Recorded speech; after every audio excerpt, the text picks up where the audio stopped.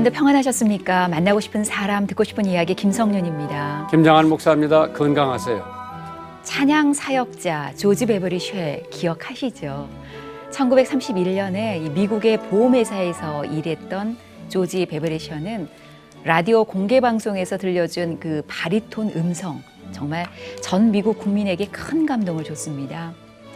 방송사에서 끊임없는 계약 제의가 들어오고 유명 스타가 됐습니다만 그럼에도 불구하고 조지 베버리 쉘은 그 마음에는 왠지 기쁨보다는 두려움이 밀려왔다고 해요. 그래서 그는 머리 숙여서 늘 기도했는데요. 또 그가 기도할 때 그의 어머니는 자주 애송했던 밀러 부인의 성시가 쓰인 종이를 살짝 두고 나가셨다고 합니다. 그는 그 성시를 조용히 읽으면서 마음에서 우러나오는 멜로디를 종이에 써내려가는데요. 주 예수보다 더 귀한 것은 없네. 이 세상 부귀와 바꿀 수 없네. 아멘입니다. 그렇습니다. 목사님 정말 주님보다 귀한 분, 행복을 주시는 분은 없습니다. 조지 베벌리 쉐이가 빌리 그레이엄 목사님 솔로스인데 네. 104살에 돌아가셨는데 내가 그 댁에도 가보고 그 양반하고 아이스크림도 같이 먹어보고 식사도 해보고 지방에 뭐 남미도 가보고 중남미도 가보고 뭐 독일도 가보고 엠스터담도 가봤는데 노래만 잘 부르는 게 아니라 겸손해요. 사실 2인자라고 하는 것처럼 힘든 일이 없거든요. 빌리 그레이엄이 1인자 아니에요, 세계에. 그러면 노래하는 사람은 이제 2인자다. 이제 노래하는 사람이 있으면 반주하는 사람이 있는데 반주하는 사람은 별로 안 알아주지 않아요. 그게 2인자인데 내가 통역을 해보면은 통역하는 사람도 별로 안 알아주는 거야. 근데 그걸 잘 감수할 수 있는 신앙, 믿음, 그거를 조지 베벌리 쉐이가 갖추고 있더라고요. 그래서 빌리 그레이엄이 성공할 수 있는 것도 조지 베벌리 쉐이, 클랩 베러 같은 사람들이 주변에 있었기 때문에 빌리 그레이엄이 크게 성공할 수가 있었죠. 자기네들 빛내지 않고 다 빌리 그레이엄 설교자를 빛내기 위해서 찬양도 하고 찬양 지휘도 하고 그런 걸 보면은 우리나라에는 오늘 뭐 정치인 한 분 모셨는데 다 자기가 독불장군, 자기가 최고라고 생각을 하는데 오늘 오신 손님은 안 그런 것 같아요. 잠시 후에 소개를 해드리겠습니다. 믿음과 소망으로 살아가게 하신 주님의 은혜에 항상 감사합니다. 이번에 20대 국회의원에서 무소속으로 출마를 하셔서 당선되셨습니다. 계산 중앙감리교회 또 권사님이신데요. 국회의원 안상수 의원이십니다. 어서 오십시오. 네. 축하드립니다. 감사합니다. 국민들에게 인사 말씀 하셔야죠. 안녕하십니까. 반갑습니다.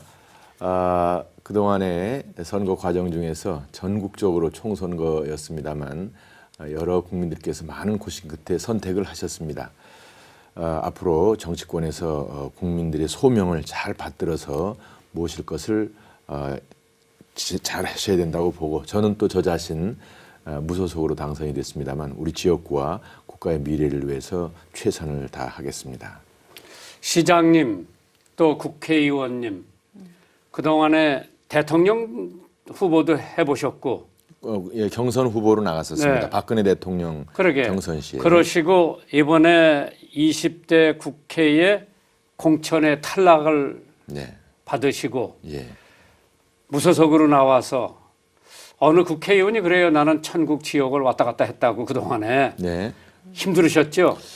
그렇습니다. 예. 저야말로 바로 천국 지옥으로 왔다 갔다 했다 이렇게 볼 수가 있는데 저는 원래 1996년 신한국당 때부터 이제 정치에 입문을 해가지고 15대에서 보궐선거에 당선을 했습니다. 네. 그 당시에 DJ 비연합 시대로서 굉장히 야당에 대해서 어려운 시절이었는데 제가 송파의 이해창 총재가 당선이 되고 제가 인천의 계양에 당선이 돼서 어떤 그 정치권의 물꼬를 바꿔놓은 그런 사건이라고 볼 수 있었습니다만 그 후에 2002년에 김대중 대통령 때 인천광역시장을 당선을 했고 또 2006년에 노무현 대통령 때 당선을 했습니다. 그것은 바로 우리가 야당일 때 수도권에서 말하자면 3대에는 이명박, 손학규, 안상수, 4대에는 오세훈, 안상수, 또 김문수 뭐 이렇게 해서 그야말로 우리 당을 어려운 상황에서 지키는 그런 선거에 이었고 요 최근에는 박근혜 대통령의 경선을 모양을 갖춰서 그야말로 축복받는 후보로 만들게 한 장본이라는 평가를 얻고 또 박근혜 대통령 선대위 의장으로 그 어려운 정말 어려웠습니다. 그 당시에 그 해야말로 정말 눈바람이 부는데 20여일을 그냥 오픈카에서 얼음이 줄줄 떨어지는 그런 차에서 유서려고 다녀가지고 인천에서 3.6%나 이기게 했죠. 서울은 4% 지고 경기도는 비겼습니다. 그렇게 한 안상수인데 또 이번에 4월 29일 날 작년 재보궐선거에서 제가 국민 경선으로 공천을 받아가지고 당선이 됐는데 아니 난데없이 무서워서 그러는 거예요. 그러니까 도대체 뭐 원칙도 기준도 없이 또 다른 공천도 그랬습니다만 정말 국민을 무시하는 공천이 됐습니다만 저는 그야말로 하나님 믿고 거기 소속되어 있던 당의 다른 사람이 후보가 나왔죠? 그렇습니다. 예, 새누리당 후보가 있었죠. 예. 예. 근데 이제 의원님은 무소속으로 나와서 한번 해보겠다. 그렇습니다. 그래가지고 예, 승리를 하시고 그렇습니다. 이제 당에 들어오셨는데 당에 아직 복당 선언은 했습니다만 아직 절차는 남아있죠? 진행 중인 걸로 알고 그러나 있습니다. 본래 거기가 친정 아니겠어요? 아까 말씀 그대로 20년 동안 저는 당을 지킨 사람입니다. 네. 그러니까 당이 어떻게 보면 주인이라면 주인인데 당원이 주인이지만 제가 아주 상모섬으로 있은 사람인데 갑자기 그 사람들이 그냥 뭐 내쫓았다 그런 얘기예요. 이유 없이? 그렇습니다. 그래서 저는 잠깐 외출했다 들어온다는 그런 심정으로 또 공약도 사실은 나는 즉시 복당하고 우리 박근혜 대통령의 2년 남짓 임기를 잘 마치도록 돕겠다. 그것이 국민을 위한 길이니까 그렇게 공약을 했던 것도 사실입니다. 그런데도 불구하고 당신은 나가라. 뭐 물론이죠. 나가는 것은 또 어떤 그 잘못이 있느냐 하면 제가 이제 뭐 불과 한 달 전까지 새누리당의 인천시당 위원장이었습니다. 새누리당의 인천시당 위원장으로서 인천시가 13개의 지역구가 있는데 그 지역을 전체적으로 관리하면서 공약도 맞춤형으로 개발하고 조직도 다 하고 그랬는데 그걸 전체를 할 사람을 그냥 내보냈으니까 카드프 시켰으니까 이게 인천시 전체가 엉망이죠. 원래대로라면은 그대로 저를 거기서 공천을 해서 그 시당 위원장으로 역할을 다했으면 제 생각에는 8, 9개는 됐을 겁니다. 지금 새누리당이 4명이죠. 우리 무소속 둘 합쳐도 6명밖에 안 됩니다. 그러니까 이런 그야말로 누구 말 맞더나 자살 공천을 한 거죠. 자살 공천. 그러니까 국민들이 등을 돌린 거 아닙니까? 그렇습니다. 예, 원칙이 없이 예. 예, 훌륭한 사람들 다 제거하고 자기 마음에 안 드니까 예. 그럼 이제 이러한 정치권에서 앞으로 새누리당이 어떻게 될 것 같아요? 지금 이제 이 새로운 길입니다. 목사님께서 우리 현대사의 증인이시지만 우리가 1988년에 여소야대 이후에 지금 처음 있는 일이거든요. 처음 있는 일인데 과거와는 달리 지금 국민들이 정치의식이 많이 높아져 있습니다. 그리고 SNS 공간 등 각종 그 소통 채널을 통해서 국민들이 너무 정치권의 움직임을 잘 알고 있습니다. 이런 상태에서 여소야대가 됐고 또 아직도 임기가 이렇게 남아있는 상황인데 과연 앞으로 국가를 이끌어 나가는 정책과 의제를 어떻게 정해 나가고 어떻게 추동력을 발현할 것이냐에 대해서 새로운 실험입니다. 그래서 저는 제가 이제 그 복당 신청을 바로 뭐 소위 1호로 했다 하는 네. 것도 사실 그 개표날 밤 12시쯤에 확정이 됐단 말씀이에요. 네. 근데 엎치락뒤치락은 했습니다만 확정이 돼서 나니까 좀 심술이 생겨요. 내가 들어간다고 그랬지만 애 좀 먹여야 되겠다. 뭐 내가 바쁠 게 없지. 자기네들이 바쁘지 내가 바쁘냐? 예, 예. 그렇게 생각을 했는데 7시쯤 이렇게 보니까 결과가 우리 새누리당의 과반은커녕 일당을 놓친 겁니다. 그렇죠. 이거는 굉장한 상황입니다. 아직도 실감을 못하고 있어요. 이게 어떤 상황인지를 얼마나 이제 난맥을 보일지 이제 두고 보시라고. 근데 거기도 정신 못 차리고 있는데 이건 안 되겠다. 그래서 일단 우선 우선 일당으로의 위치를 확보하는 데 있어서 나도 한 가닥이라도 좀 힘을 보태자. 그래서 조건 없다. 백의 종군오는 심정으로 일단 복당을 선언함으로 해서 소위 지도부에서 지금 뭐 사표를 내긴 했습니다만 어쨌든 당을 운영하는 주체 측에서 판단을 자유롭게 하는 게 좋겠다. 그래서 이제 그렇게 제가 신청하신 이유시군요. 화난 생각하면은 들어가고 싶은 생각은 없지만은 꼴도 보기 나라 싫죠. 위해서 예, 그렇습니다. 그래서 내가 보태야 되겠다. 예. 그러면 이제 앞으로 20대 국회가 5월 달이면 이제 개원을 할 텐데요. 어떠한 국회상이 되겠어요? 19대하고 20대하고. 이제 19대 때 이제 우리가 160석이 넘는데도 사실은 일을 많이 못했죠. 많이 못하고 그것이 이제 소위 국회 선진화법이라고 그래서 야당의 동의가 없으면 상정이 안 되는. 그건 민주주의에서 어긋나는 일이에요. 그렇죠. 다수가 하기를 해야죠. 민주주의 대원칙이 어긋나는 거죠. 네. 그러니까 토론하고 서로 다투고 하지만 결과적으로는 이제 표로 한 표가 많아도 이기는 게 이제 민주주의 원칙인데 그게 잘못된 법이 만들어져 있는 게 하나. 이제 그 다음에 그 국회 법사위원장이 이제 야당인데 이분이 이 법을 그냥 본회의에 상정을 안 되면 상임위에 다 통과된 것도 통과가 안 되는 그런 그 어떤 규정상이라든지 혹은 야당이 이제 법사위원장을 했던 그런 문제가 있었는데 지금은 이제 그거보다 더 큰 문제가 생겨버린 거 아니에요? 아예 우리가 전국 자체를 리더하기가 어려운 상황이니까 이제는 이것은 바로 국민들이 대화와 타협을 통해서 그 상대방을 인정하고 좀 느리지만 함께 화합하고 가라는 명령으로 볼 수밖에 없습니다. 그래서 여당은 여당대로 혹은 대통령은 대통령대로 과거의 어떤 그런 패턴을 바꿔서 이제 협치의 정신으로 가야 된다. 소위. 그런데 야당도 마찬가지로 과거처럼 그냥 무조건 반대를 위한 반대나 발목 잡기나 이렇게 해서는 안 된다. 국민들의 외면도 받겠지만 국민들의 명령은 또 그것이 아니다라는 것을 다 각성하는 새로운 정치 운영의 패러다임이 이제 다시 정착돼야 되는 그런 시점이라고 보는 겁니다. 그럼 이제 시장님도 해보셨고 국회의원도 해보셨는데 지금 인천 하면은 3대 도시로 부각이 되지 않습니까? 그렇습니다. 예. 앞으로의 이제 뭐 인천공항도 11번째 벌써 뭐 가장 훌륭한 세계 최고의 공항으로. 그러면은 이런 걸 놓고 국제 글로벌 시대에 인천이 앞으로 4년 동안에 어떻게 변할 것 같습니까? 목사님께서 인천을 사랑하셔서 다 이렇게 좋은 말씀해주셔서 감사합니다. 우리 인천은 뭐 제가 이제 2002년부터 2010년까지 인천광역시장을 했습니다만 그 당시에 인구는 240만에서 지금 300만에 이르르고 2001년 3월에 개통한 인천국제공항은 이제 세계 10대 세계 최고 공항으로 10년째 이제 그 자리매김을 했다는 것인데 우리가 이제 21세기에는 공항 물류의 시대입니다. 이미 오래전에 진입이 됐고 그렇죠. 그것은 바로 등소평이 1980년대 중반에 소위 흑묘 백묘론으로 해서 중국을 개혁 개방에 성공을 하는 것을 상하이를 개방과 상하이를 국제도시로 만들면서 그게 견인이 된 겁니다.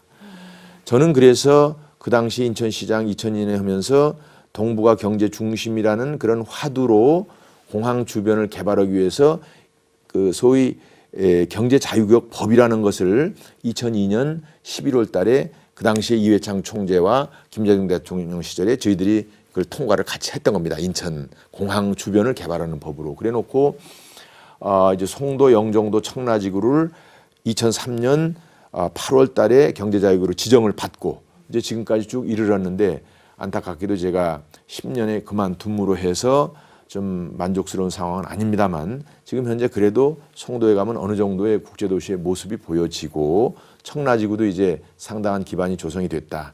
이번에 이제 제가 마침 영종도에 그 제 지역구에 포함이 돼 있어서 그것을 더 이제 정말 바로 국제도시 그 정말 국제공항의 배후 도시로서 발전을 시키면 무엇보다도 우리가 지금 젊은이들의 일자리가 나온다는 거죠. 인구가 왜 늘겠어요? 일자리가 있으니까 찾아오는 겁니다. 그래서 젊은이들 일자리를 만드는 그런 아주 중요한 인프라를 제가 관장을 하게 돼 있고요.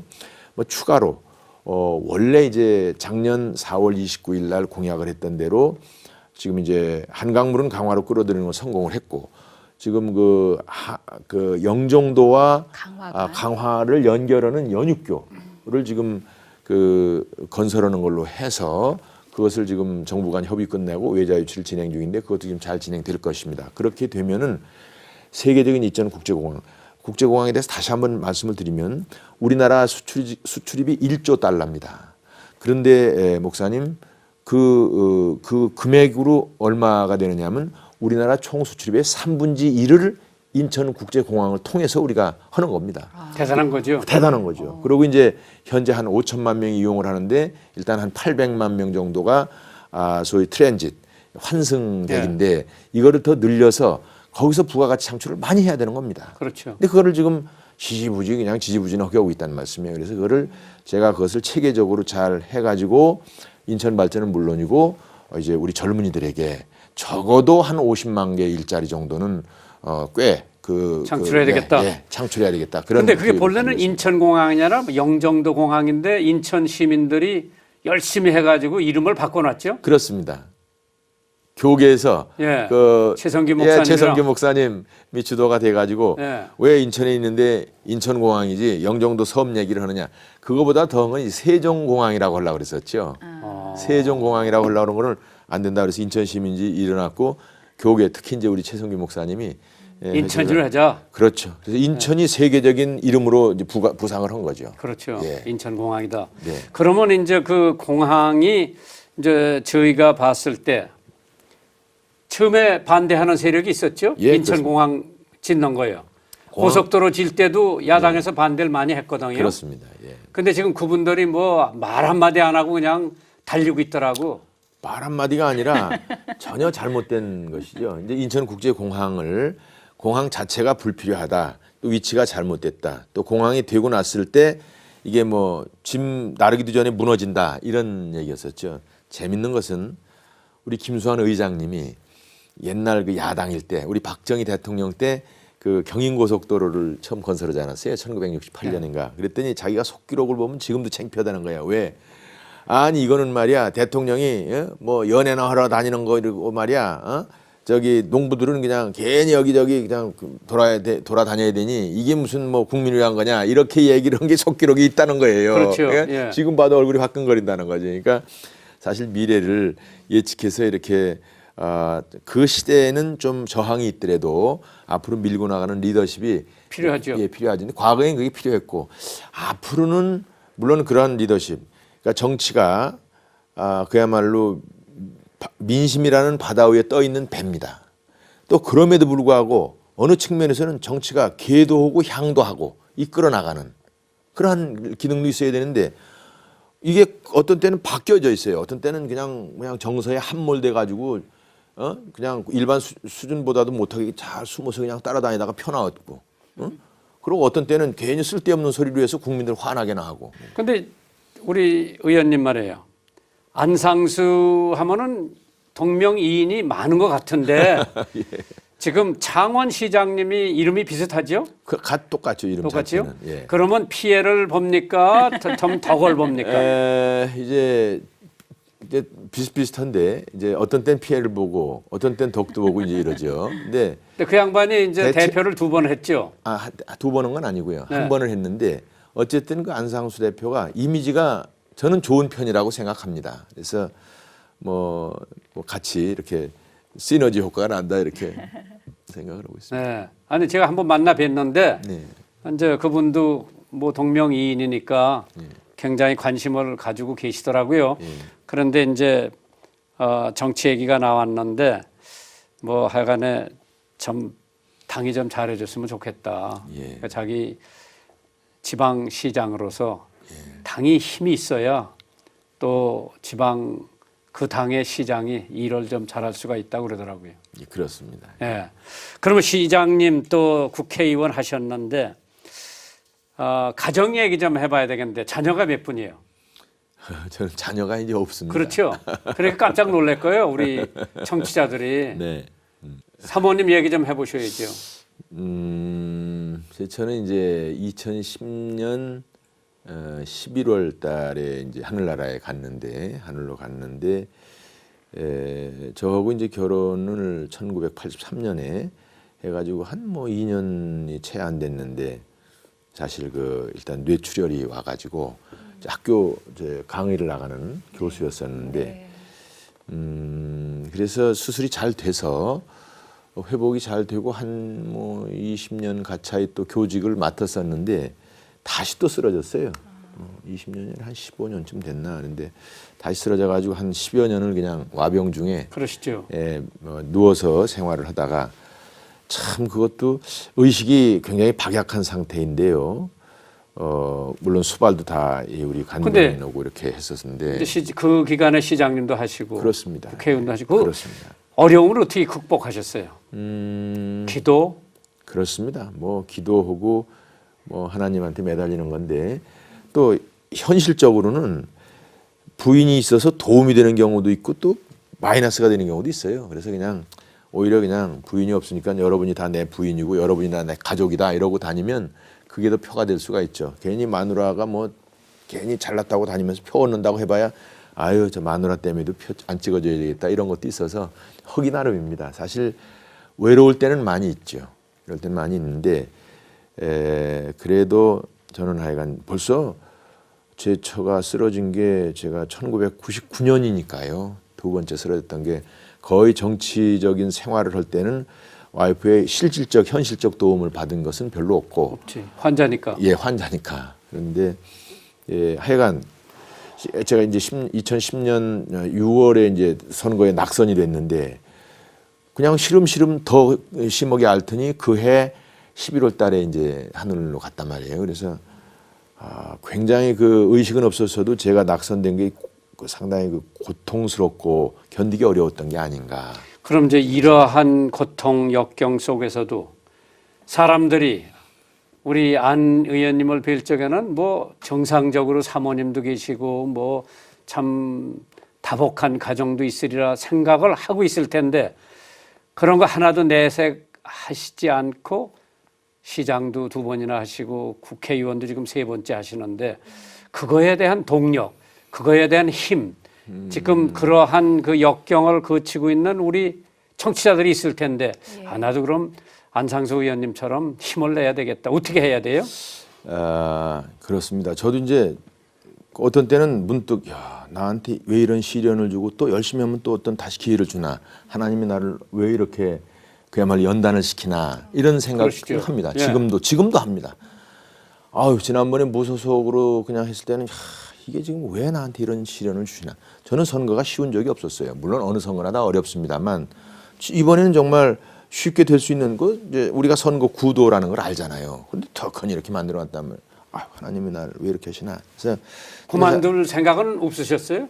이번에는 그만둘 수가 없다고 생각을 했죠. 우선 국민들한테 이젠 정말 이번이 어쨌든 마지막이다라고 생각을 하고 뭐 당선됐으니까 다음으로 우리가 구상을 해야 되겠습니다만 이거는 국민들한테 정말 엄정한 심판을 기다려야 되겠다 하고 정말 또 하나님 뜻이 어디 있는지를 내가 살펴야 되겠다. 그래서 저는 선거 기간 중에 매일 새벽 기도를 했습니다.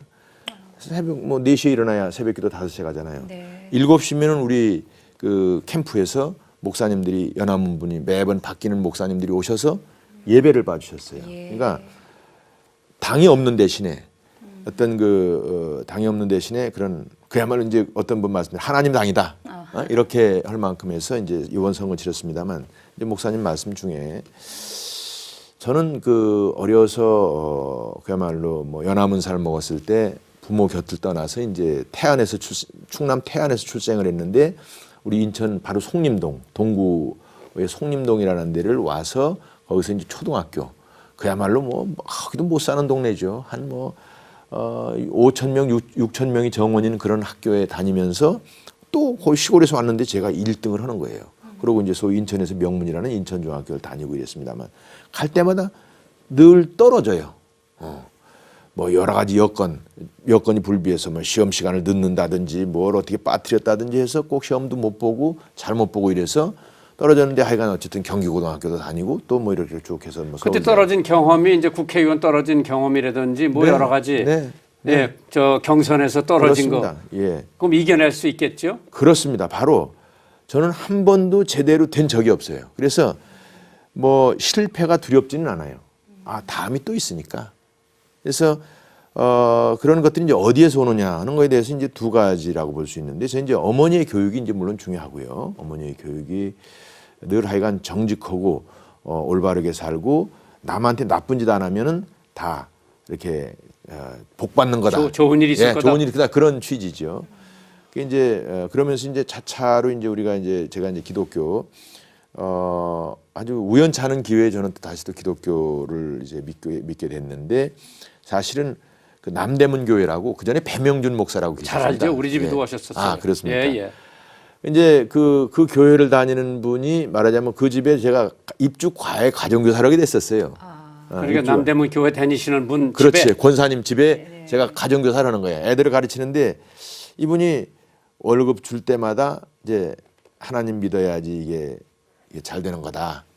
돈 잘 줄 거다 이런 뜻으로 말씀하시는 거야. 야박하게 말씀은 안 하지만. 그래서 갔더니 재밌더라고. 고등학교 때입니다. 그렇죠. 그러고는 이제 성가대까지 갔었어요. 그랬다가는 이제 제가 쭉 제가 보기 7, 8년 정도는 이제 성가대도 갔다 이제 일반 성도도 갔다 했는데 그 후에 집안이 망하고 뭐 근거가 없어지고 그러다 보니까 뭐 교회는커녕 더 이제 그것 교회도 못 지킬 그런 상태까지 갔었습니다. 그랬다가는 이제 1996년에 인천으로 공천이 되면서 한참 세월이 지났죠. 그러면서 이제 그 계산중앙교회 그 최세용 감독이라는 분이 예.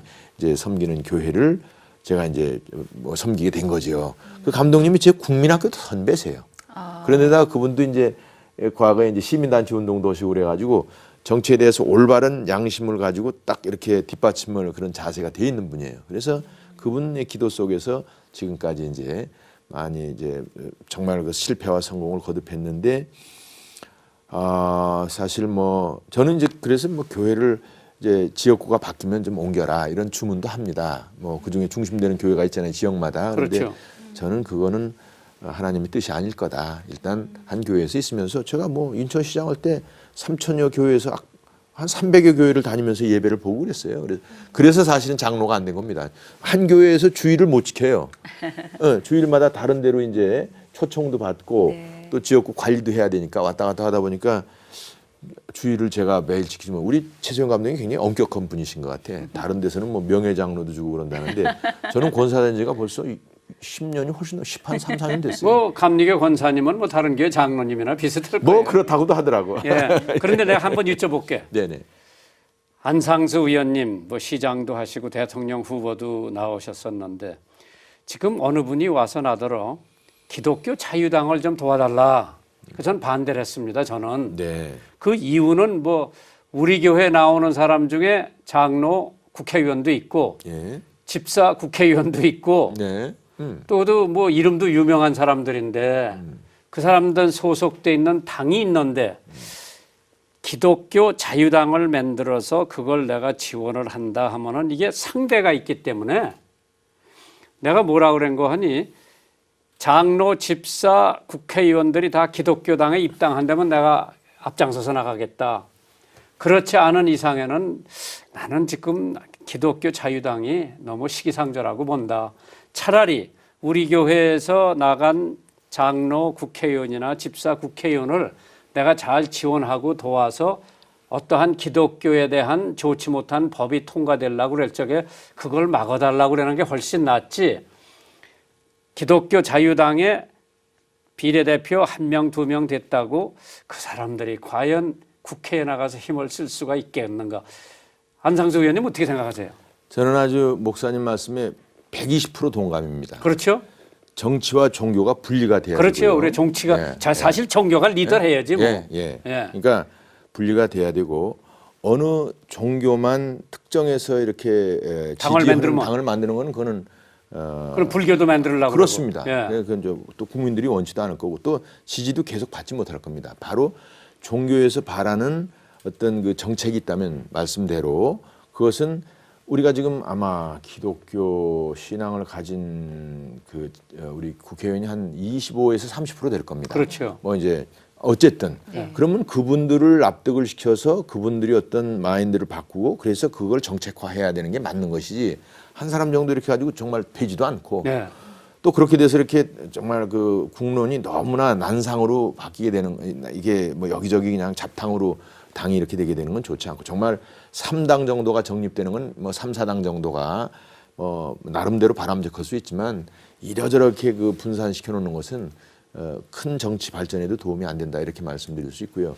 저는 뭐 분명히 기독교 신자고 그 하나님 뜻을 받들어서 이제 정치도 하고 이래야 된다고 생각합니다만은 불교나 혹은 천주교나 혹은 다른 종교에 대해서도 존중을 하고 그 어떤 신앙을 가진 분들에 대해서도 의견을 모아서 국정의 반영으로 하는 것을 적극적으로 하는 것을 저는 목표로 하고 있습니다. 그러니까 예를 들어 기독교 당을 만들어서 네. 자유당을 만들어서 거기서 국회의원이 된다면 그 사람들은 기독교만 저기를 하겠지 그렇습니다. 다른 포용력이 없겠죠. 네, 불교나 뭐 천주교에 대해서. 만나고 싶은 사람, 듣고 싶은 이야기 오늘은요. 20대 국회의원에서 당선되신 안상수 의원님과 함께 말씀 나누고 있습니다. 사연 함께 나누겠습니다.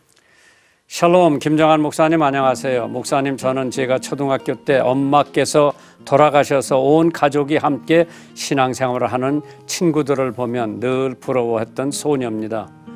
저는 어른이 되어가면서 저의 아빠가 현순하고 지혜로운 믿음의 배우자를 만나는 것과 남동생이 하나님을 더 가깝게 만날 수 있기를 간절하게 기도해 왔습니다. 하나님께서 정말 작은 신음에도 들으시는 분이시잖아요. 저의 아빠에게 정말 귀한 믿음의 배우자가 생겼습니다. 두 분이 같이 성가대도 하고 새벽 기도도 나가는 모습, 무엇보다도 정말 서로 사랑하며 품어주고 나가는 모습이 정말 귀합니다. 그리고 성인이 될 때까지 머리로만 알던 엄마의 사랑을 요즘 듬뿍 나누고 있습니다. 두 분의 모습을 보면서 저도 믿음의 배우자 기도를 시작했습니다. 제가 먼저 현순하고 지혜로운 여인으로 준비되어야겠다는 생각을 합니다. 믿음의 가정을 이루고 평생 하나님을 섬기며 살 수 있기를 기대하고 기도하며 기다립니다. 목사님, 저의 가족이 앞으로도 함께 예배드리고 섬기며 믿음의 가정으로 세워질 수 있기를 기도해 주세요. 감사합니다. 송이랑 올림. 네. 그렇게 되실 줄 믿습니다. 요즘 행복한 시간들 보내고 계시겠네요. 오늘 사연 주셔서 고맙습니다. 저희가 소정의 선물 보내드리겠습니다. 이 방송 들으시고 함께 나누고 싶은 사연 있으시면 주저 마시고 인터넷으로 참여하시면 되겠습니다. www.febc.net 극동방송 홈페이지 찾아주시면 되겠고요. 게시판에 사연 남겨주십시오. 만나고 싶은 사람, 듣고 싶은 이야기, 이 방송은 전국 라디오 방송뿐만 아니라 극동방송 홈페이지, 모바일 어플리케이션, 그리고 유튜브의 극동방송 TV 채널을 통해서 영상으로도 보실 수 있습니다. 많은 분들에게 알려주시고 관심과 기도 부탁드립니다. 만나고 싶은 사람, 듣고 싶은 이야기, 계산 중앙감리교회를 섬기시고 국회의원이신 안상수 권사님과 지금 말씀 나누고 있습니다. 권사님의 삶을 들어보니까 정말 어려운 시기도 참 많으셨었고 또 듣는 분들이 어쩜 그런 시기를 이렇게 잘 보내셨을까 격려도 해주실 것 같은데 하나님 그 어려울 때마다 가장 묵상하시는 성경 말씀이 있으면 좀 말씀해 주세요. 제가 이제 성경 말씀도 그래서 네. 이건 적었나? 한번 신명기. 그래서 이제 그 구약을 그래도 읽는 편이거든요. 제가 네. 사실 뭐 성경 읽는다는 게 뭐 사실 쉽지 않잖아요. 그렇죠. 우리 목사들도 힘들어요. 근데 아닌 게 아니라 목사님 말씀하시는데 어느 목사님은 목사님인데 어디 앞에서 이제 행사장에 갔는데 그 다 뜯어진 성경책을 가지고 줄쳐가면서 읽더라고. 얘기 들으면서 야 정말 존경스러운 목사다. 목사님인데 이미 수백 번 읽었을 텐데 또 읽는 거야. 그래서 아무튼 이제 그 신명기에 이제 평생에 자기 옆에 두고 읽어 그의 하나님 여호와 경외하기를 배우며 이 율법의 모든 말과 이 규례를 지켜 행할 것이다. 이것이 이제 것이라. 이게 신명기 17장 19절이고요. 그 20절은 그리하면 그의 마음이 그 형제 위에 교만하지 아니하고 이 명령에서 떠나 좌로나 우로나 치우치지 아니하리니 이스라엘 중에서 그와 그의 자손의 왕위에 있는 날이 장구하리라. 이런 말을 아멘. 그러니까 정치인도 좌로나 우로 치지 말고 정도를 걸어가면 되죠. 그렇습니다. 근데 시장님 재임 기간에 해외 다니시면서 많은 자금을 인천에 유치해 오신 거로 알고 있는데 그중에 대표적인 게 뭐가 있습니까? 그 인천 다리를 내가 가보면은 참 대단한 역사라고 생각하고 있는데요. 그렇습니다. 바로 이제 제일 큰 역사고요. 그 인천대교를 뭐 저 아니면은 저게 상당히 오랫동안 표류했을 가능성이 있는 다리입니다. 그렇죠. 예, 얼마나 들었어요? 그 인천 다리 놓는데. 다리만 1조 5천억이고요.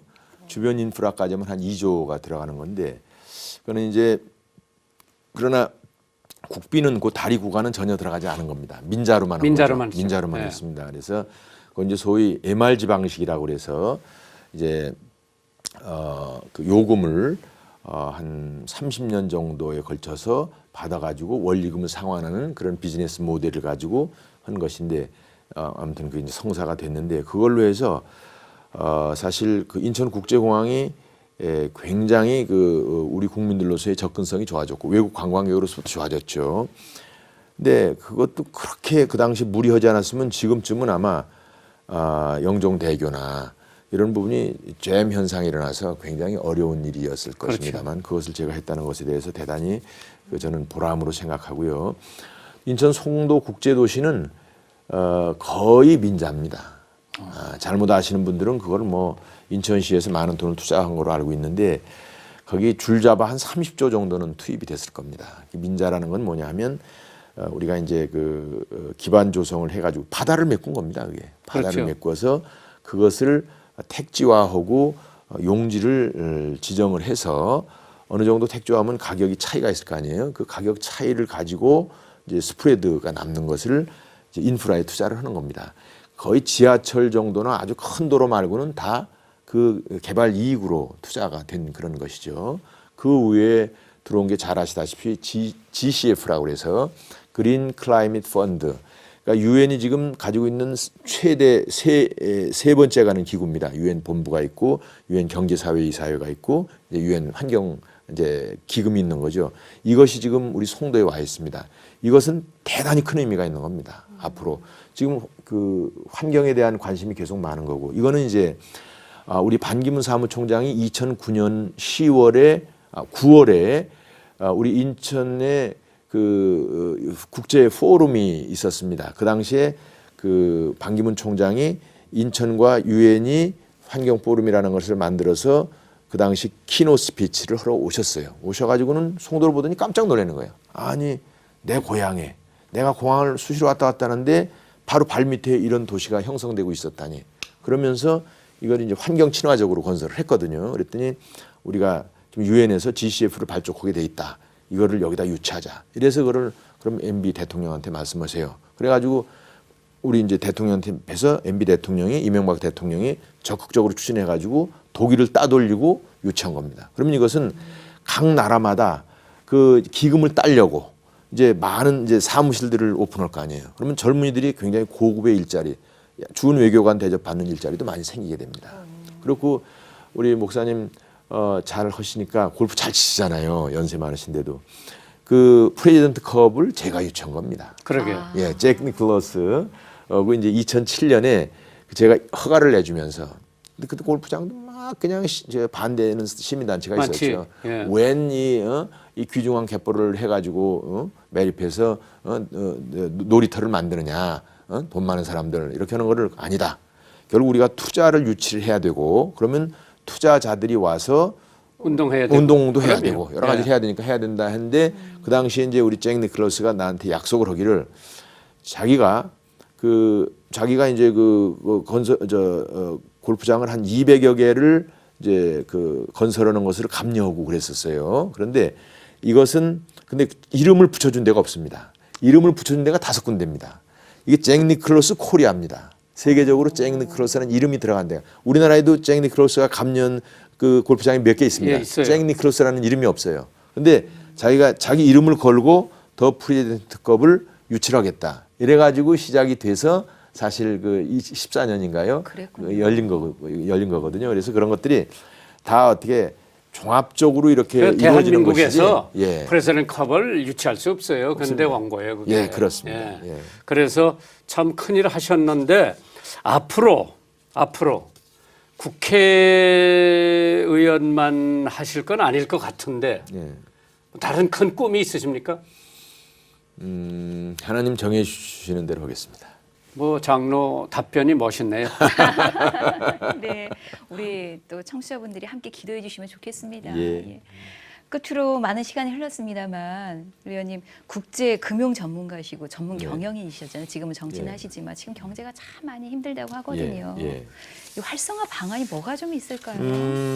한국 뭐, 경제. 예, 그렇습니다. 저는 이제 그 기업에 1970년대 중반서부터 기업이 있다가 한 20년 근무를 하고 이제 1996년서부터 김영삼 대통령이 이제 그 당시에는 이제 젊은 피 수혈론으로 해서 이명박 그 당시에 현대그룹 회장이라든지 여러 이런 경제인들하고 같이 입문을 했습니다만 그렇게 좀 조용한 가운데서 저를 잘 기억하는 사람이 많지 않은데 사실은 고비마다 저는 저대로 하고 다만 말을 많이 하지 않았더니 그냥 저 친구 뭐 그냥 별론가 보다 이렇게 생각하고 그러니까 심지어는 카드푸드 막 시키잖아요. 그렇죠. 그러니까 내가 화가 나서 이건 아니구나. 국민들이 나를 그렇게 생각하지 않을 텐데 해가지고 됐습니다만 저는 이제 그 우리나라 최초로 여러 가지 금융을 취급한 사람 중에 하나입니다. 그 금융이라는 게 아주 정말 명동 뒷골목에서 사채 시장 붙어 있을 때부터 제가 금융, 보험, 증권 혹은 선물 그래서 선물의 퓨처즈 비즈니스인데요. 우리나라 최초로 시카고에서 소위 선물 중개사, 퓨처즈 브로커라고 그러는데 그런 것도 자격도 얻고 그러면서 이제 그 다음에 바로 정보통신 그 전문가로도 이제 공부가 됐고 그건 뭐냐면 우리 그 셀룰라폰이 망 세우고 그런 기술 도입하고 그럴 때 제가 민간 부분에 관여를 했습니다. 관여를 해서 사실 초기에서부터 이런 그 첨단 비즈니스를 했다 이렇게 볼 수가 있는데요. 지금 이제 우리나라 경제는 뭐 여러분들이 말씀하다시피 잃어버린 일본의 20년이다 비슷하다. 뭐 사실 지금으로 봐서는 그런 현상이 있습니다. 우선 저성장이고 또 성장 동력이 지금 마땅치 않습니다. 그런 가운데 이제 좀비 기업들도 많고 그래서 여러 가지 이제 기업으로 인한 그 경제 성장에 어려움이 처해 있는데. 요즘도 화두가 되고 있는 대로 이제 구조 조정을 적당한 범위 내에서 하면서 다만 우리 기업이 열심히 하고 기업이 성과를 내야지 경제가 발전한다는 것을 국민이 알아야 돼요. 기업을 도둑놈으로 생각하거든. 기업을 나쁜 놈으로 생각하거든. 절대로 안 됩니다. 기업이 우리 현대의 영웅입니다. 과거에는 부지런한 사람 애국자지요? 그렇죠. 애국자죠. 네. 과거에는 부지런한 사람 가서 씨 뿌리고 밭 깔면 되는 겁니다. 근데 지금은 그런 게 안 되잖아요. 그거 가지고는 안 되고 결국은 기업이 어떤 그 자본금을 투입을 해서 어떤 기술을 도입해서 제품을 만들어서 쓰게 하고 그것을 팔아서 거기 종업원을 월급을 주고 세금을 내서 인프라를 그래서 기업이 없이는 아무것도 안 되는 거예요. 근데 기업을 그냥 뭐 나오면 그냥 이건 생 도둑놈 잡듯 한단 말이에요. 그건 안 되는 겁니다. 기업의 역기능, 뭐 기업인의 역기능이 있어요. 뭐 조금 부정부패하고 또 뭐 호화사채고. 기업인이 돈 벌어서 돈 좀 쓰고 돌아다녀야 서민들이 벌어먹는 겁니다. 근데 지금 정치적으로 많은 기업인들이 구속돼 있잖아요. 그 빨리 풀어야 돼요. 뭐 저도 풀어야 된다고 생각하고 다만 벌금을 많이 매겨. 그렇지. 벌금을.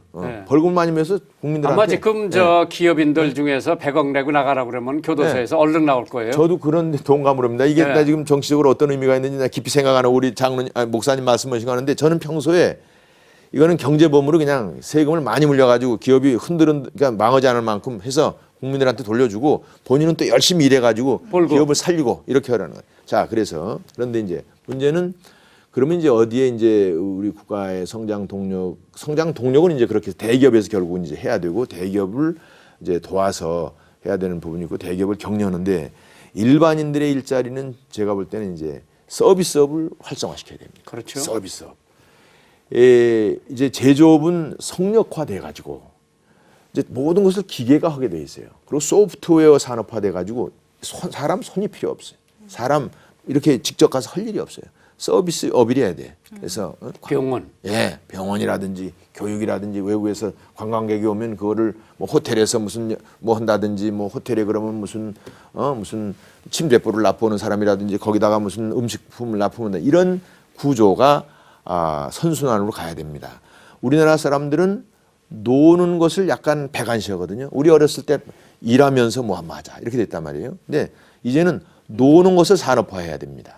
그래서 특히 이제 이 국내외 많은 레저 관광객들이 즐길 수 있도록, 왜냐하면 그 시간이 많으니까 그분들이 와서 즐기면서 이렇게 할 때 거기서 이러는 분들이 또 돈을 벌고 그 다음에 그 사람들이 또 소비 생활을 하고. 그 문화 컨텐츠도 잘해야 물론입니다. 되고 케이팝도 잘해야 그렇습니다. 되고 그렇죠. 예. 다 그런 게 일종의 서비스, 문화 서비스. 등등. 제가 저 어린이 합창단을 카네기 데리고 가려고 500명을 네, 다 하려는 게 다 돈이야. 네, 노조들이 다 세분화돼 가지고 네. 요 방 하나 빌리는데 얼마. 네. 이것도 여기하고 계약해야 되고. 사진 찍는 데는 여기하고 계약해야 되고. 네. 식당에 가보니까 이게 말도 아니에요. 예. 돈 밥 한 그릇 먹는데 세금이 30%가 붙는 거야. 그러니까 이게 서비스업에서 다 뉴욕을 먹여 살리는 거예요. 그래서 우리나라도 왜 카네기 홀 같은 게 없나. 네, 세계 사람들이 와서 공연하고. 예, 맞습니다. 바로 소위 문화 이런 그 관광 패션. 혹은 의료, 패션 뭐 이런 소프트웨어 산업에는 반드시 인프라가 필요합니다. 그냥 그렇지 않으면 말로만 하고 끝나는 거예요. 그 인프라를 우리 만들어줘라. 정부에서 이제 해줘야 된다. 네. 두 번째 그거 관련해서 또 인센티브를 주고 또 이 디스인센티브를 없애야 돼. 그러니까 규제를 해제를 해줘야 돼요. 그런 것들이 돈 많이 안 들이고 할 수 있는 방법이다 이거고요. 지금도 정부에서 많이 노력하는데 제가 보기엔 부족하고 저는 원래부터 그걸 주장을 했어요. 두 아니 번째. 저는 예. 우리 의원님이 통일한 장관 돼가지고 빨리 남북 통일 시켰으면 좋겠어. 진짜 하나님께서 크게 쓰임 사용하시는 또 의원님이 되셨으면 좋겠습니다. 네. 축복합니다. 네, 진짜? 네. 네. 그 아까 한두 마디 더 말씀을 드리면요. 이제 그리고 제조업이 또 근간이 돼야 되는데 제조업은 유턴을 시켜야 됩니다. 외국에 많이 나가 있는데 역시 이제 외국에 나간 이유가 땅값이 비싸고 임금이 비싸고 뭐 이 규제가 많고. 규제가 많고 그래서인데 다 들어와서 규제 프리 지역으로 정말 또 이제 제조업 경제 특구를 만들어 가지고 외국에 나가 있는 건 들어와야 돼요. 얼마나 소중한 다널드 트럼프가 한다는 얘기 아니에요. 그게. 네. 그러니까 미국 사람들이 혹하는 거야. 네. 중국에서 끌어온다. 네. 일본에서 끌어온다. 그렇습니다. 멕시코에서 끌어온다. 또 이제 하나 더 추가를 한다면 농어촌, 산림 이런 걸 잘 활용해야 돼요. 귀농, 귀촌. 도시에 몰려가지고 있어야 일자리가 없어요. 일자리가 없어요. 자, 그래도 어촌이나 농촌이나 산림, 산 주변에 가면은 땅이 있으니까 거기다 대고 또 바다가 있으니까 뭘 해도 할 수가 있다는 거지. 그거를 이제 권장해야 되죠? 네, 권장을 해서 이제 그렇게 해서 균형 발전도 되게 하게 해야 된다 이런 말씀을 드리고요. 이제 통일 말씀을 하셨는데 2000 그게 한 7, 8년쯤 됐을까요? 골드만삭스라는 데서 예측하기를 우리가 2050년까지 되면은 세계 2대, 3대 강국이 될 것이다. 이렇게 분석을 한 자료를 내놓은 게 있습니다. 사람들이 깜짝 놀랐죠. 근데 저는 그것이 가능할 수 있다라고 보는 것이 가능하려면 전제가 바로 통일이 돼야 된다는 겁니다. 그렇죠. 통일이 돼야 되고 800만 디아스포라가 이 우리 네트워크가 돼서 하면은 우리가 나라가 좁지만 지금은 사이버 공간이 세계적으로 우리가 굉장히 탁월하게 운영이 되고 있고 지금 뭐 우리 13,000 선교사가 세계 200국에 나가 있다는 거 아닙니까? 또 그야말로 200여 국에 우리 동포들이 나가 있으니까 이걸 잘 네트워크하다 보면 지금은 국토의 의미나 자원의 의미보다 이런 그 네트워크의 의미가 더 중요하거든요. 그렇죠. 그래서 이걸 가지고 정말 700만 우리 남북간하고 7천만 남북간하고 800만 디아스포라 하게 되면 진짜로 2대 3대 강국이 될 수 있다라고도 하는 길이 있는데 뭐 그전에 TV에서 뭐 순간의 선택이 뭐 얼마를 좌우한다고 요 길로 가면 요런데 다른 길로 가면은 또 이제 아주 낭떠러지가 남아 있다. 그래서 우리 정치 리더십이 중요하고 또 국민들도 그런 거를 깊이 생각을 해줘야 된다. 이런 생각을 가지고 있고 제가 이제 통일 말씀을 하셔서 제가 강화의 국회의원입니다. 그러게. 강화의 국회의원인데 제가 아까 연육교를 건설한다는 말씀을 드렸죠. 인천국제공항에서 강화까지 연육교를 건설합니다. 이게 바로 통일대로입니다. 인천공항에서 강화까지 강화에서 강화 북단의 철산이라는 데서 개성의 고도리까지가 불과 1.8km입니다. 그거는 뭐 1년이면 건설하고 뭐 1,000억에서 2,000억 사이면 건설이 되는 그런 다리인데 만약에 우리 다리를 건설해 놓으면 혹시 남북 관계가 이제 앞으로 좋아질 때 바로 그거 그 임진강 하류에 있는 그 다리만 건설하면은 바로 개성이라든지 이런 해주나 이런 데하고 인천공항하고 바로 연결이 되는 겁니다. 이제 그러한 그 하드 인프라가 되는 거니까 어떤 면에서는 촉진을 할 수가 있죠. 통일에 대한 아니면 남북 교류에 대한 뭐 그런 것입니다만 사실은 우리의 돌파구 중에 중요한 돌파구 중에 하나 첫째가 남북 관계 개선입니다. 김정은이를 좀 야단칠까 야단치고 줄 거 주고 하고 하더라도 뭔가 이제 그 양쪽의 발전을 위해서 상생할 그걸 찾아가지고 하고 핵은 절대로 안 되는데 그 부분은 미국하고 뭐 중국하고 잘해서 김정은이 목을 딱 쥐게 하고 예. 그러고서는 뭔가 이렇게 좀 사람들은 먹여 살리고 그런 대안을 잘 찾아야 역시 된다. 오늘 안상수 의원님과 말씀 나눠보니까 시원하죠? 정치면 정치, 뭐 경제까지 전문인이십니다. 오늘 시간이 짧아서 여기까지인데 다음에 한 번 더 모셔도 될 것 같습니다. 오늘 감사합니다. 아이, 감사합니다. 네. 예. 오늘 정말 감사합니다. 만나고 싶은 사람, 듣고 싶은 이야기 지금까지 계산중앙감리교회를 섬기고 계시는 권사님이시죠. 국회의원이신 안상수 의원님과 함께했습니다. 다음 주에 뵙겠습니다. 고맙습니다. 감사합니다.